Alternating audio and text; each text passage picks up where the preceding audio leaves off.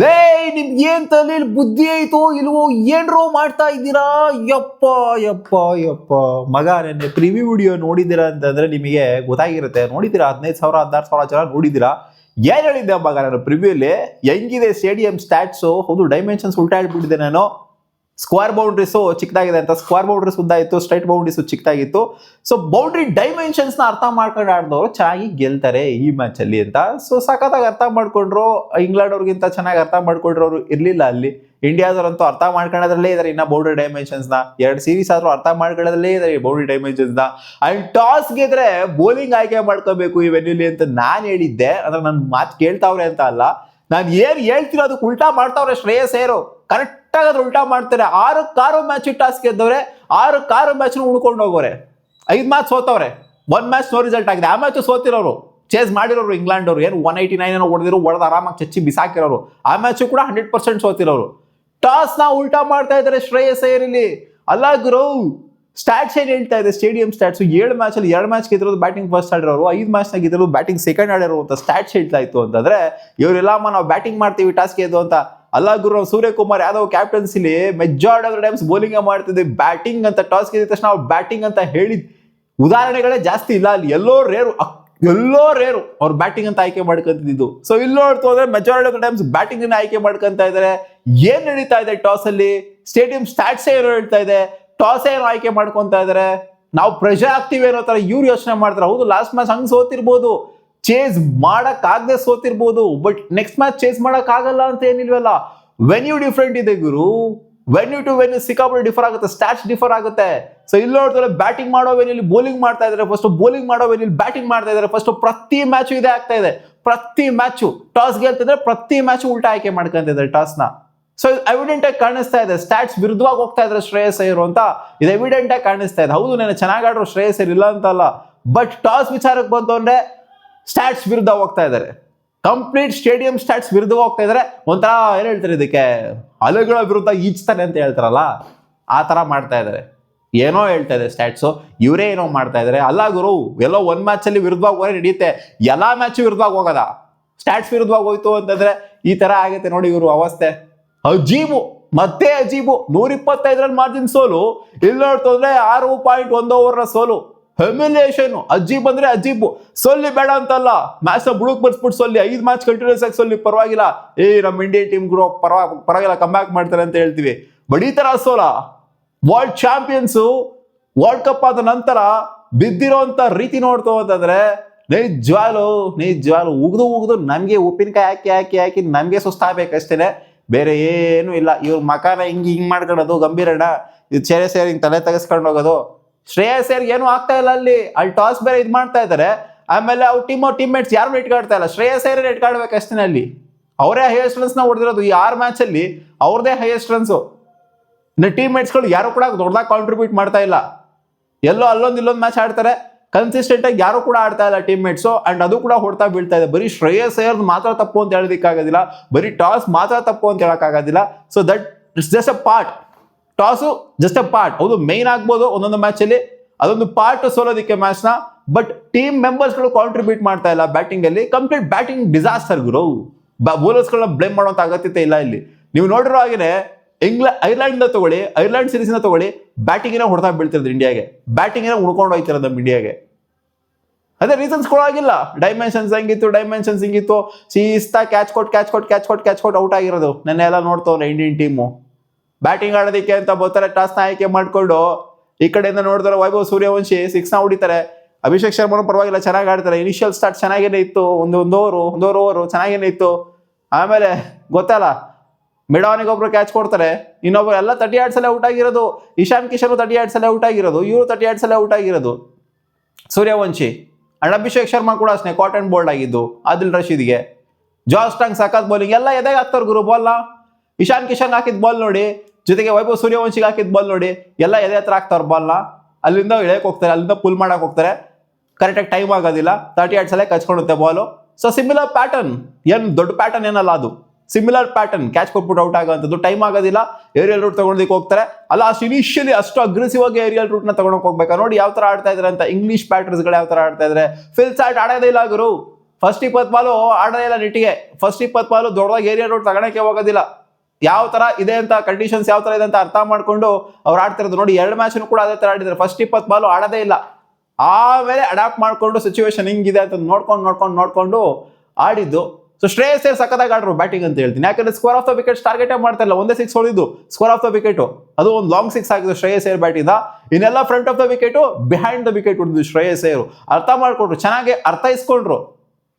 So ಇಲ್ಲಿ experience matter ಆಗುತ್ತೆ ಗುರು. ನೋಡಿ ಎಕ್ಸ್ಪೀರಿಯನ್ಸ್ ಕ್ರಿಕೆಟರ್ಸ್ ಇರೋದು ಎಷ್ಟು ಇಂಪಾರ್ಟೆಂಟ್ ನೋಡಿ. ಶ್ರೇಯಸ್ ಅಯ್ಯರ್ಗೆ ಎಕ್ಸ್ಪೀರಿಯನ್ಸ್ ಇದೆ, ODI ಸೈಡ್ ಎಕ್ಸ್ಪೀರಿಯನ್ಸ್ ಇದೆ, ಅಂಡ್ ಯಾವ ತರ ಇನ್ನಿಂಗ್ಸ್ ನ ಕನ್ಸ್ಟ್ರಕ್ಟ್ ಮಾಡಬೇಕು ಅನ್ನೋ ಎಕ್ಸ್ಪೀರಿಯನ್ಸ್ ಇದೆ. ಬೇರೆ ಯಾರಿಗೂ ಎಕ್ಸ್ಪೀರಿಯನ್ಸ್ ಇಲ್ಲ ಇನ್ನಿಂಗ್ಸ್ ನ ಕನ್ಸ್ಟ್ರಕ್ಟ್ ಹೆಂಗ್ ಮಾಡಬೇಕು ಅಂತ. ಸುಮ್ಮನೆ ಎತ್ತುಚ್ಚವಿದಾಗ ಹೊಡೆಯೋದಷ್ಟೇನೆ ಇಂಡಿಯನ್ ಬ್ಯಾಟರ್ಸ್ಗಳು ಎಲ್ಲರೂ ಅಷ್ಟೇನೆ. ಅಭಿಷೇಕ್ ಶರ್ಮಾ ಆಗಿರ್ಲಿ, ವೈಭವ್ ಸೂರ್ಯವಂಶಿ ಆಗಿರ್ಲಿ, ಈ ಕಡೆಯಿಂದ Ishan Kishan for that matter, ಸುಮ್ಮನೆ ಹೊಡೆಯೋದು. ಇನ್ನಿಂಗ್ಸ್ ನ ಕನ್ಸ್ಟ್ರಕ್ಟ್ ಮಾಡೋದಕ್ಕೆ ಬರ್ತಾ ಇಲ್ಲ ಅವ್ರಿಗೆ. ಶ್ರೇಯಸ್ ಅಯ್ಯರ್ಗೆ ಎಕ್ಸ್ಪೀರಿಯನ್ಸ್ ಇದೆ. ಆ ಎಕ್ಸ್ಪೀರಿಯನ್ಸ್ ಇದೆ ಹೆಂಗೆ ಅಂದ್ರೆ ವರ್ಷಾನುಗಟ್ಲೆಯಿಂದ ಆಡ್ಕೊಂಬಂದಿರೋ ODI ಕ್ರಿಕೆಟ್ನ. ಆದ್ರಿಂದ ಈ ತರ ಒಂದು ಇನ್ನಿಂಗ್ಸ್ ಬಂತು ಅಂತ. ಅದಕ್ಕೋಸ್ಕರ ಶ್ರೇಯಸ್ ಅಯ್ಯರ್ಗೆ ಜಾಸ್ತಿ ನಂಬರ್ ಆಫ್ ರನ್ಸ್ ಬಂದಿರೋದು ಈ 2 ನೆಲದಲ್ಲಿ, ಐರ್ಲೆಂಡ್ ನೆಲದಲ್ಲಿ, ಜೊತೆಗೆ ಈ ನೆಲದಲ್ಲಿ ಜಾಸ್ತಿ ರನ್ಸ್ ಅವರೇ ಹೊಡೆದಿರೋದು. ಏನಕ್ಕೆ ಅಂತಂದ್ರೆ ಎಕ್ಸ್ಪೀರಿಯನ್ಸ್ ಇದೆ, ಹೆಂಗ್ ಆಡ್ಬೇಕು ಅನ್ನೋದಿದೆ, ಯಾವ ವಿಕೆಟ್ ಅಲ್ಲಿ ಯಾವ ತರ ಆಡ್ಬೇಕು ಅನ್ನೋದು. ಸೊ ಬೇರೆಯವ್ರಿಗಿಲ್ಲ ಅದು. ಅಂಡ್ ಅದು ಶ್ರೇಯಸ್ ಅಯ್ಯರ್ ಕರ್ತವ್ಯ ಕೂಡ. ಹಿಂಗ್ ಆಡ್ಬೇಕು ಕೊಡ್ರೋ ಶಿಷ್ಯಾಂದ್ರ ಅಂತ ಹೇಳ್ಕೊಂಡ್ ಕೊಡೋದು ಇವ್ರ ಕರ್ತವ್ಯ ಕೂಡ. ಅಂಡ್ ಹೇಳ್ಕೊಂಡ್ ಕೊಟ್ರು ಆಡ್ಬೇಕಲ್ಲ ಇವ್ರು ಫಸ್ಟ್ ಆಫ್ ಆಲ್ ಅಲ್ಲಿ. ಆ ತರ ತಿಲಕ್ ವರ್ಮಾ ಬರ್ತಾರೆ, ಒಂದು 6 ಹೊಡಿತಾರೆ, ಸಖತ್ತಾಗಿ ಏನು ಇಲ್ಲ ರನ್ಸ್ ಬರ್ತವೆ ಅಂತ ಅನ್ಕೊಂಡ್ರೆ ಮತ್ತೆ ಫ್ರಂಟ್ ಫುಟ್ ಅಲ್ಲಿ ಬಂದ್ಬಿಟ್ಟು ಟ್ಯಾಪ್ ಮಾಡೋದಕ್ಕೆ ಹೋಗ್ಬಿಟ್ಟು ಔಟ್ ಆಗಿದ್ದು. ಅಂಡ್ ಸಖತ್ ಬೌಲಿಂಗ್ ಅಂತ ಹೇಳ್ತೀನಿ ಇಂಗ್ಲೆಂಡ್ ಕಡೆಯಿಂದ. ಏನು ಪೇಸ್ ವೇರಿಯೇಷನ್ ಮಾಡ್ತಿದ್ವಿ. ಜಾಶ್ ಟಾಂಗ್ ಆಗಿರಲಿ, ಜೋಫ್ರಾ ಆರ್ಚರ್ ಆಗಿರಲಿ, 140 ಆಗ್ತಾರೆ ಸೀದಾ 140 120, 119, 118. ಸೊ ಈ ತರ ರಿಡ್ಯೂಸ್ ಮಾಡಿದ್ದು. ತಿಲಕ್ ವರ್ಮಾ ಡಿಸೀವ್ ಮಾಡ್ಬಿಟ್ರು. ಎಷ್ಟು ಬ್ಯಾಟರ್ಸ್ಗಳನ್ನ ಡಿಸೀವ್ ಮಾಡಿದ್ರು ಪೇಸ್ ವೇರಿಯೇಷನ್ ಇಂದ. ಸಾಕತ್ ಡಿಸೀವ್ ಮಾಡಿದ್ರು ಗುರು. ಶ್ರೇಯಸ್ ಅಯ್ಯರ್ ಒಬ್ರು ಮಾತ್ರ ನಾಟ್ ಔಟ್ ಆಗಿ ಲಾಸ್ಟ್ವರೆಗೂ ಉಳ್ಕೊಂಡಿದ್ದು. ಇನ್ನೇನು ವಾಶಿನ ಕರೆಸ್ತಾರೆ. ವಾಶಿನ ಶಿವಮ್ ದುಬೆ ರನ್ನೇ ಬಾಲ್ ಆಡ್ತಾರೆ. 23 ಬಾಲ್ಗೆ 22. ಅವರು ಕೂಡ ಸ್ಟ್ರೈಟಾಗಿ ಹೊಡೆಯೋಕೆ ಹೋಗ್ಬಿಟ್ಟು ಸ್ಟ್ರೈಟ್ ಬೌಂಡ್ರಿ ಟಾರ್ಗೆಟ್ ಮಾಡಿದ್ರು. ಬಾಟಮ್ ಆಫ್ ದ ಬ್ಯಾಟಿಗೆ ಎಡ್ಜ್ ಹೊಡ್ಕೊಂಡು ಔಟ್ ಆಗಿದ್ದು. ಕ್ಯಾಚ್ ಕೊಟ್ಬಿಟ್ಟು ಶಿಸ್ತಾಗೆ.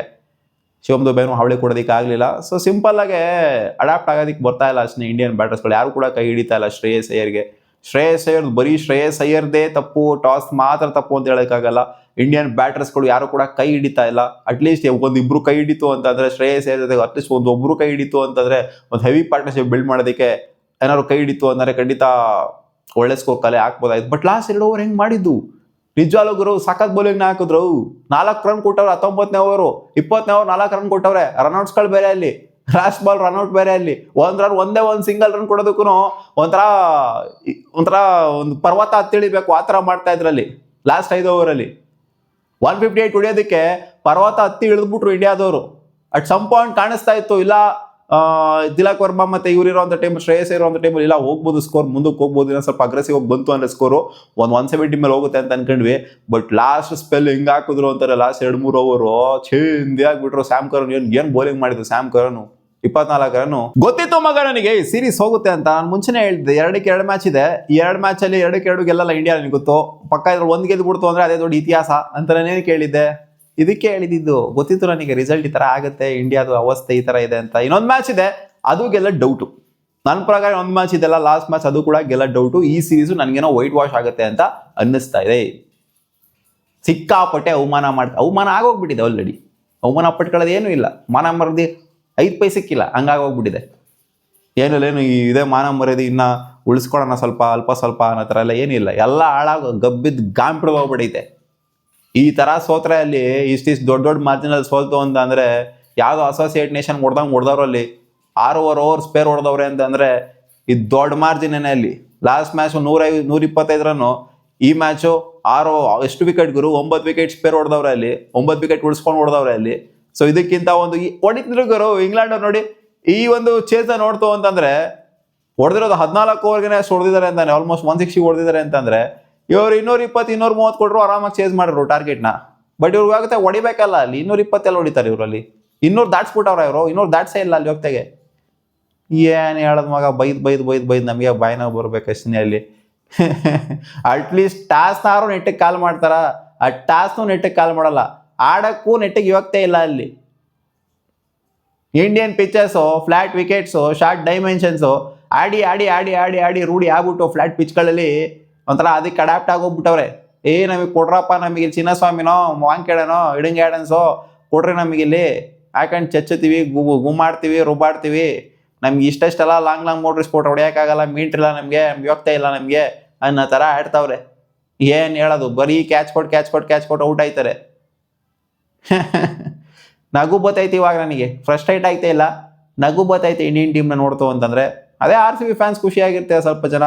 ಸೊಲ್ಲಿ ಬಿಡು, ನನ್ನ ಮಕ್ಳಿಗೆ ಆಗಬೇಕಾಗಿದ್ದೇನೆ. ರಜತ್ ಪತ್ದಾರಿ ಇಲ್ಲ, ಕೃಣಾಲ್ ಪಾಂಡೆ ಇಲ್ಲ, ಸಲಾಮ್ದಾರ್ ಇಲ್ಲ, ಈ ಕಡೆಯಿಂದ ಭುವನೇಶ್ವರ್ ಕುಮಾರ್ನ ಹಾಕೊಂಡಿಲ್ಲ, ಇವ್ರನ್ನ ಹಾಕೊಂಡಿಲ್ಲ.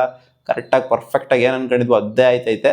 ಇನ್ನೂ ಸೋಲ್ಲಿ, ಇನ್ನೊಂದು ಮ್ಯಾಚಸ್ ಸೋಲ್ಲಿ, ಜಿಂಬಾಬ್ವೆ ಸೀರೀಸು ಸೋಲ್ಲಿ ಅಂತ RCB ಫ್ಯಾನ್ಸ್ ಅನ್ಕೊಂತಿರ್ತಾರೆ. ಏನು ಆಡಿದ್ರು ಗುರು ಇಂಗ್ಲೆಂಡ್ ಅವರು ಬ್ಯಾಟಿಂಗ್ನ. ಬಟ್ಲರ್ ಏನೋ ಬೇಗ ಔಟ್ ಆದ್ರು, ಹರ್ಷದೀಪ್ ಸಿಂಗ್ ವಿಕೆಟ್ ಎತ್ತಿದ್ದೋ ಇಲ್ಲಪ್ಪ ಏನೋ ಕಂಬ್ಯಾಕ್ ಮಾಡಿಸ್ತಾರೇನೋ, ಇಲ್ಲ ಏನಾದ್ರು ಈ ಲೋಯೆಸ್ಟ್ ಓಡಲ್ ಆಗಿದ್ರು ಕೂಡ ಡಿಫೆಂಡ್ ಮಾಡ್ಬಿಡ್ತಾರೆ ಅನ್ನೋದು ಹೋಪ್ ಬಂತು. ಬಟ್ ಅವರು ಕೂಡ ಸ್ಟ್ರಗಲ್ ಮಾಡಿದ್ರೆ, ಜಸ್ ಬಟ್ಲರ್ನು ಕೂಡ ಏನಂತ ಕನ್ವಿನ್ಸಿಂಗ್ ಆಗಿ ಕಾಣಿಸ್ತಿಲ್ಲ ಈ ಸೀರೀಸಲ್ಲಿ. ಆ್ಯಂಡ್ ಆಲ್ಮೋಸ್ಟ್ ಒಂದು ವರ್ಷದಿಂದ ಕೂಡ ಕನ್ವಿನ್ಸ್ ಆಗಿ ಕಾಣಿಸ್ತಾ ಇಲ್ಲ. ಸೊ ಅವ್ರು ಔಟ್ ಆಗ್ತಾ ಇದೆ. ಹಂಗೆ ಈ ಕಡೆಯಿಂದ ಫೆಲ್ಸಾಲ್ಟ್ ಜೊತೆಗೆ ಏನು ಆಡಿದ್ದು ಗುರು, ಅಗ್ರೆಸಿವ್ ಆಗಿ ಸ್ಟಾರ್ಟ್ ಮಾಡಿದ್ದು ಬ್ರೂಕ್ ಅವರು. ಫೆಲ್ಸಾಲ್ಟ್ ನಿಧಾನಕ್ಕೆ ಸ್ಟಾರ್ಟ್ ಮಾಡಿದ್ರು, ಬ್ರೂಕ್ ಅಗ್ರೆಸಿವ್ ಆಗಿ ಸ್ಟಾರ್ಟ್ ಮಾಡಿದ್ರು, ಅಗ್ರೆಸಿವ್ ಆಗಿನೇ ಎಂಡ್ ಮಾಡಿದ್ರು. ಫೆಲ್ಸಾಲ್ಟ್ ಹೋಗ್ತಾ ಸ್ವಲ್ಪ ಆಕ್ಸಿಲರೇಟ್ ಮಾಡಿದ್ರು. ಸೊ ಒಂಥರ ನೋಡಿ ಇನ್ನಿಂಗ್ಸ್ನ ಕನ್ಸ್ಟ್ರಕ್ಟ್ ಮಾಡ್ರು ಅಂತ ಹೇಳ್ಬೇಕು ಫೆಲ್ಸಾಲ್ಟು. ಈ ಕಡೆಯಿಂದ ಒಂದೆರಡಲ್ಲಿ ನಿಂತ್ಕೊಂಡು ಅಗ್ರೆಸಿವ್ ಬ್ಯಾಟಿಂಗ್ ಆಡಿದ್ದು ಹಾರಿ ಬ್ರೂಕ್. ಪೋಪ್ಳೆಲ್ಲೇ ಎತ್ಕೊಂಡ್ಬಿಟ್ಟಿದ್ರು. ಹಂಗೇನೆ ಪೋಪ್ಳೆಲ್ 1 ವಿಕೆಟ್ನಾಗ ಹೇಳ್ಕೊಂಡ್ರು, ನಾವು 2 ವಿಕೆಟ್ನಾಗ ಹೇಳ್ಕೊಂಡು 44 ಹೊಡೆದಿದ್ವಿ. ಇವ್ರು ಇನ್ನೊಂದು ಸ್ವಲ್ಪ ಜಾಸ್ತಿನೇ ಹೊಡೆದಿದ್ರು, 1 ವಿಕೆಟ್ನಾಗ ಹೇಳ್ಕೊಂಡಿದ್ರು. ಆ್ಯಂಡ್ ಅಲ್ಲಿಂದ ಪೋಪ್ಳೆ ಆದ ನಂತರ ಸೆಕೆಂಡ್ ಪೋಪ್ಳೆ ಥರನೇ ಆಡಕ್ಕೆ ಸ್ಟಾರ್ಟ್ ಮಾಡಿದ್ರು. ಸೊ ಎಲ್ಲೂ ಮಿಡ್ಲ್ ಓವರ್ಸ್ ಅಂತ ಏನು ಅನ್ನಿಸ್ತಾ ಇಲ್ಲ. ಅಟ್ಯಾಕಿಂಗ್ ಅಪ್ರೋಚ್ ಇದ್ದಿದ್ದು, ಹಾಕೊಂಡು ಗುದ್ದಬೇಕು ಅನ್ನೋದಿದ್ದು. ಆ್ಯಂಡ್ ಹಾರಿ ಬ್ರೂಕ್ ನೋಡಿ ಸ್ಟ್ರೈಟ್ ಆಫ್ ದ ವಿಕೆಟ್ನೇ ಟಾರ್ಗೆಟ್ ಮಾಡ್ತಾ ಇದ್ರು. ಸ್ಕ್ವೇರ್ ಆಫ್ ದ ವಿಕೆಟ್ ಹೊಡೆದ್ರು ಅವರು ಕೂಡ. ಶ್ರೇಯಸ್ ಅಯ್ಯರ್ 1 6 ಹೊಡೆದ್ರು, ಬಟ್ ಸ್ಟ್ರೈಟ್ ಆಫ್ ದ ವಿಕೆಟ್ನೇ ಟಾರ್ಗೆಟ್ ಮಾಡಿದ್ರೆ. ಬಿಹೈಂಡು ಕೂಡ ಟಾರ್ಗೆಟ್ ಮಾಡಿದ್ರು, ಕೂತ್ಕೊಂಡು ಹೊಡೆಯೋದು, ಎತ್ತಾಕೋ ಶಾಟ್ಗಳೆಲ್ಲ ಹೊಡೆಯೋದು. ಸೊ ಹಿಂದೆ ಟಾರ್ಗೆಟ್ ಮಾಡಿದ್ರು, ನಾನು ಮುಂದೆ ಟಾರ್ಗೆಟ್ ಮಾಡ್ತಾ ಇದ್ರು. ಸೊ ಅಡ್ಯಾಪ್ಟ್ ಆಗಿದ್ರು. ಆ್ಯಂಡ್ ನೋಡಿ ಅಡ್ಯಾಪ್ಟ್ ಆಗಿದವ್ರು ಇಬ್ರಿಗೂ ಕೂಡ ರನ್ಸ್ ಬಂದಿದೆ. ಶ್ರೇಯಸ್ ಅಯ್ಯರ್ಗೂ ರನ್ಸ್ ಬಂದಿದೆ, ಇವ್ರಿಗೂ ಕೂಡ ರನ್ಸ್ ಬಂದಿದೆ, ಜಾಸ್ತಿ ರನ್ಸ್ ಬಂದಿದೆ. ಆ್ಯಂಡ್ ಫೆಲ್ಸಾಲ್ಟ್ ನೋಡಿ ಅವ್ರು ನಿಧಾನಕ್ಕೆ ಒಂಥರ ಅಪ್ರೋಚು. ಅವ್ರು ನೋಡಿ ಲಾಸ್ಟ್ ಮ್ಯಾಚ್ ಒಂದೇ ಅಪ್ರೋಚ್ ಇತ್ತು, ಈ ಮ್ಯಾಚ್ ಒಂದೇ ಅಪ್ರೋಚ್ ಇತ್ತು. ನಿಧಾನಕ್ಕೆ ಸ್ಟಾರ್ಟ್ ಮಾಡಬೇಕು, ನಿಧಾನಕ್ಕೆ ಆಡ್ಕೋಬೇಕು, ಲಾಸ್ಟಿಗೆ ಆಕ್ಸಿಲೇಟ್ ಮಾಡಬೇಕು, ಆ ಒಂದು ಅಪ್ರೋಚ್ ಇತ್ತು. ಆ್ಯಂಡ್ ಅವರು ಕೂಡ ಅಷ್ಟೇ ಸ್ಕೋರ್ ಆಫ್ ದ ಬೌಂಡ್ರೀಸೇ ಟಾರ್ಗೆಟ್ ಮಾಡ್ತಿಲ್ಲ, ಸ್ಟ್ರೈಟ್ ಆಫ್ ದ ವಿಕೆಟ್ನೇ ಟಾರ್ಗೆಟ್ ಮಾಡಿದ್ರು, ಬಿಹೈಂಡ್ ದ ವಿಕೆಟ್ನೇ ಟಾರ್ಗೆಟ್ ಮಾಡ್ತಾ ಇದ್ದು. ಸೊ ಡೈಮೆನ್ಷನ್ಸ್ನ ಅರ್ಥ ಮಾಡ್ಕೊಂಡವರು ಇವತ್ತು ಗೆದ್ದಿದ್ದಾರೆ. ಶ್ರೇಯಸ್ ಅಯ್ಯರ್ ಡೈಮೆನ್ಷನ್ಸ್ನ ಅರ್ಥ ಮಾಡ್ಕೊಂಡು ರನ್ನ ಸ್ಕೋರ್ ಮಾಡಿದ್ದಾರೆ. ಬಟ್ ಇಂಡಿಯನ್ ಟೀಮಲ್ಲಿ ಬೇರೆಯವ್ರು ಯಾರು ಕೂಡ ಅರ್ಥ ಮಾಡ್ಕೊಂಡೆ ಸೋಮೋನ್ ಹೆಂಗ್ ಬೇಕೋ ಹಂಗೆ ಹೊಡೆಯೋದಕ್ಕೆ ಹೋಗ್ತಿದ್ರು. ಸೊ ಇವರು ಹಿಟ್ ಮಾಡ್ತಾ ಇದ್ರು ಅಷ್ಟೇ ಬಾಲ್ನ. ನಮ್ಮ ಇಂಡಿಯನ್ಸು ಏನು ಮಾಡ್ತಾಯಿದ್ರು, ಬಾಲ್ಗೆ ಎತ್ತುಚ್ಚೋಗಿದಂಗೆ ಎಲ್ಲ ಬಾಲ್ನು ಏರ್ಸಕ್ಕೆ ನೋಡ್ತಾ ಇದ್ರು, ಸಿಕ್ತಂಗೆ. ಇದು ಕಾಮನ್ ಮಿಸ್ಟೇಕ್ಸ್. 1 ಮ್ಯಾಚ್ ಆಯಿತು ಅಂದರೆ ಮಿಸ್ಟೇಕ್, 2 ಮ್ಯಾಚ್ ಆಯಿತು ಅಂದರೆ ಮಿಸ್ಟೇಕು. ಕಂಟಿನ್ಯೂಸ್ ಆಗಿ ಪ್ಯಾಟರ್ನು 6 ಮ್ಯಾಚ್ ಕಂಟಿನ್ಯೂಸ್ ಆಗಿ ಅದೇ ಆಯಿತು ಅಂತಂದರೆ ಅದು ಪ್ಯಾಟರ್ನ್ ಅಂತ ಅಂತಾರೆ, ಅದನ್ನು ಮಿಸ್ಟೇಕ್ ಅಂತ ಅನ್ನಲ್ಲ. ಬಿಡಿ, ನಿಮ್ಗೆ ಏನಿಸ್ತು ಕಾಮೆಂಟ್ ಸೆಕ್ಷನ್ ಹಾಕ್ರಪ್ಪ. ನಮಗಂತೂ ಬೈದು ಸಾಕಾಗೋಗ್ಬಿಡೈತೆ ಇಂಡಿಯನ್ ಟೀಮ್ಗೆ.